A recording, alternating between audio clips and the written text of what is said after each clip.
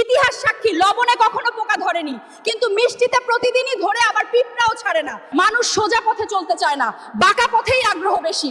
তাই তো মদ বিক্রেতাকে কোথাও যেতে হয় না, কিন্তু দুধওয়ালাকে বাজারে দাঁড়ে দাঁড়ে ঘুরতে হয়। আমরা সর্বদা দুধ বিক্রেতাকে বলে থাকি, দুধে জল মিশাননি তো? আর মানুষ মদে জল মিশে খায়। আজ পর্যন্ত মানুষকে এতটুকুই চিনলাম।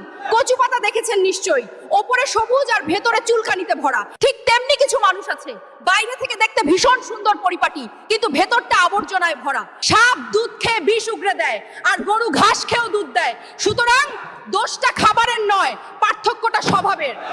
নিজের যোগ্যতা নিয়ে কখনো অহংকার করবেন না। মনে রাখবেন, পাথর কিন্তু নিজের ওজনের জন্য জলে ডুবে যায়। কি আজব দুনিয়া জানেন?